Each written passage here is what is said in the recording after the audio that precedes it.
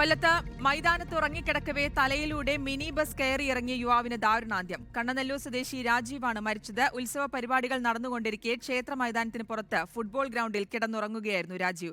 ദിലീപ് ദേവസിയുണ്ട് വിശദാംശങ്ങൾ നൽകാൻ. ദിലീപ്, എന്താണ് ഈ അപകടം, എങ്ങനെ സംഭവിച്ചു എന്നാണ് മനസ്സിലാക്കുന്നത്? മൈതാനത്ത് കിടന്നുറങ്ങുകയായിരുന്നു എന്ന് മനസ്സിലാക്കുന്നു.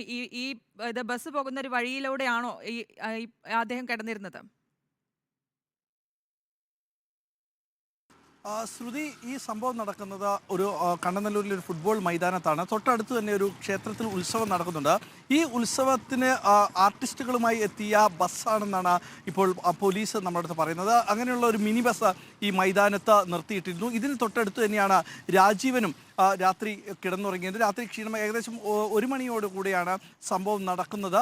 ഈ ബസ് കയറി ഇറങ്ങി, രാജീവൻ കിടക്കുന്നതിൻ്റെ ദേഹത്തുകൂടെ ബസ് കയറി ഇറങ്ങിയാണ് അപകടമുണ്ടായത്. രാജീവൻ തൽക്ഷണം തന്നെ മരിച്ചു എന്നാണ് പോലീസ് പറയുന്നത്. ഇന്ന് പുലർച്ചെ ആയിരുന്നു സംഭവം ഉണ്ടായത്. തൊട്ടടുത്ത് തന്നെ കണ്ണനല്ലൂർ ഈ ഭാഗത്ത് തന്നെ ചേരിക്കോണം ഭാഗത്തൊരു ക്ഷേത്രത്തിൽ ഉത്സവം നടക്കുന്നുണ്ടായിരുന്നു. ഈ ഉത്സവത്തിനെത്തിയ ബസ്സായിരുന്നു. ഈ ഉത്സവം കാണാൻ എത്തിയതായിരുന്നു രാജീവൻ എന്നും പറയുന്നുണ്ട്. രാജീവൻ്റെ മാതാവ് പൊന്നമ്മയാണ്. പോലീസ് ഇപ്പോൾ ബസ് കസ്റ്റഡിയിലെടുത്തിട്ടുണ്ട്. അതുപോലെ തന്നെ ബസ് ഓടിച്ച ഡ്രൈവറെയും പോലീസ് കസ്റ്റഡിയിലെടുത്തിട്ടുണ്ട്.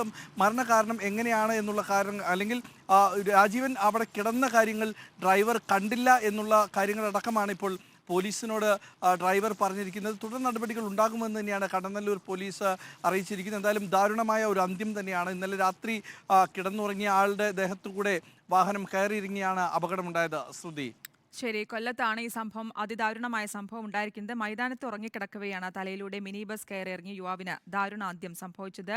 ദിലീപ് ദേവസിയാണ് വിശദാംശങ്ങൾ നൽകിയത്.